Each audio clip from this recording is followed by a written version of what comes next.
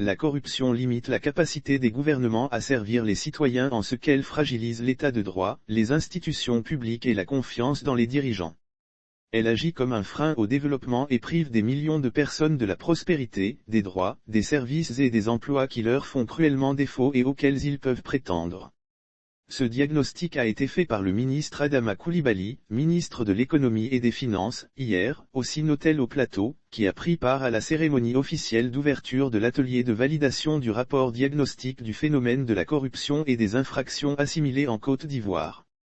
Entre autres objectifs, l'atelier vise à présenter le document de diagnostic et ses résultats clés, recueillir les observations des parties prenantes, s'accorder sur les résultats de l'étude et procéder à la validation du projet.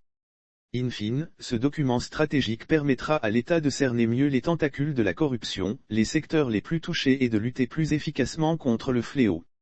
Dans son intervention à cette rencontre qui a réuni toutes les institutions impliquées dans l'assainissement de l'environnement financier ivoirien, le ministre de l'économie et des finances a traduit la reconnaissance du gouvernement aux partenaires.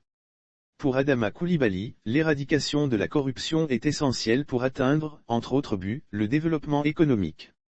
C'est pourquoi, la lutte contre ce fléau constitue l'une des priorités de son Excellence Monsieur le Président de la République et du Premier ministre, chef du gouvernement.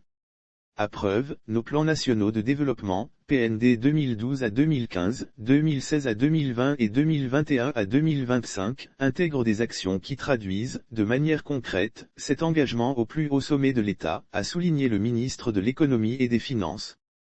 Epiphane Zorobi Bello, ministre de la promotion de la bonne gouvernance et de la lutte contre la corruption, a souligné, à l'occasion, qu'au regard des engagements internationaux de la Côte d'Ivoire, la Haute Autorité pour la bonne gouvernance, ABZ, a entrepris le processus d'élaboration de la stratégie nationale de lutte contre la corruption et des infractions assimilées, SENLCIA.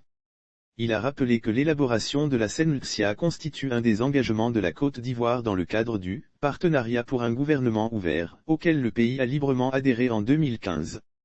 Au dire du ministre Zorobi, l'élaboration de la SENLCIA se présente comme une initiative délicate et un défi majeur. Nous devons donc y mettre de l'énergie, de la synergie, de l'engagement et de l'abnégation, a-t-il invité. Selon lui, ce document de politique économique pourra s'assumer comme le cadre de référence de la politique nationale de lutte contre la corruption, cadre national qui soutiendra la mise en œuvre du PND 2021 à 2025. Il espère qu'à la fin des travaux, la Côte d'Ivoire aura les éléments nécessaires pour se doter d'un outil stratégique à la hauteur de ses ambitions.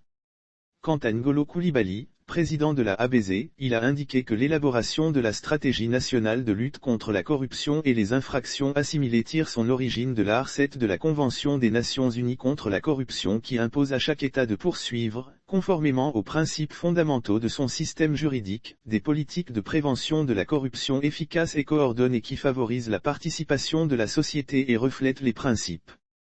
d'état de droit, de bonne gestion des affaires publiques et des biens publics. L'atelier prend fin aujourd'hui.